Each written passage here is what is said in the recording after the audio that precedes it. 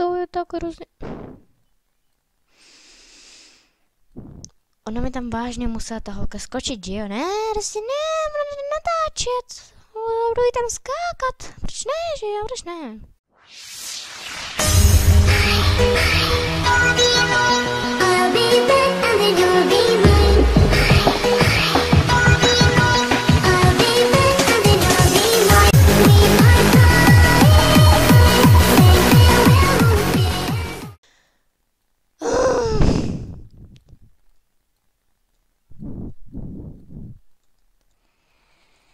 Takže pak lidi, vítám vás při dnešní videu a dnešní video bude vyhlášený soutěže.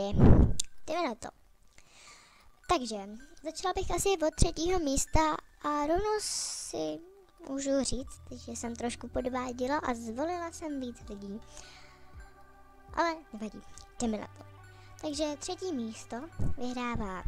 Já to neumím přečíst, angličtina jako je moje silná stránka, ale výslovnost moc ne, prostě. Horse Girl pomlčka CZ.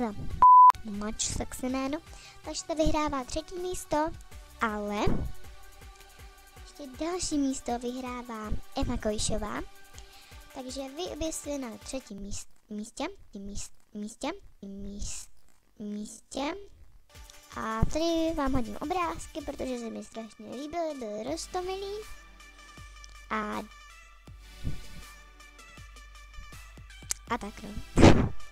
Druhé místo vyhrává Lola a Charlotte Papabridge, tak já sem hodím obrázky. A mně se strašně líbily. Musím se přesunout, pardon. Mně se strašně líbily. Vím, že někomu prostě třeba přijde, ježišmane, já jsem to měla teda jakože mnohem hezčí, jo. Ale prostě já si nějak nemůžu pomoct a zkrátka se mi to líbí. Mně se teda jako líbily všechny obrázky, ale prostě jsem musela vybrat jeden nějaký. My třeba přišli odfláknutý, když já vím, že jste do toho dali práci, ale prostě něco mi nepřišlo tak pěkný. Hlavně se nikdo, prosím vás, neuražte. Prosím, berte to všechno v klidu.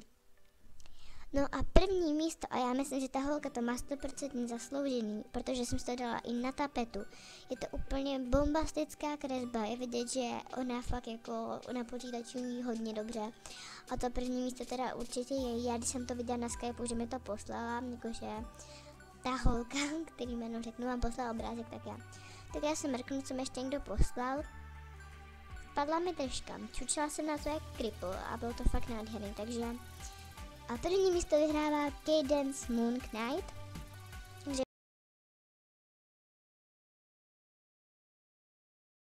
Vám jsem hodím obrázek, doufám, že jsem to přečetla správně.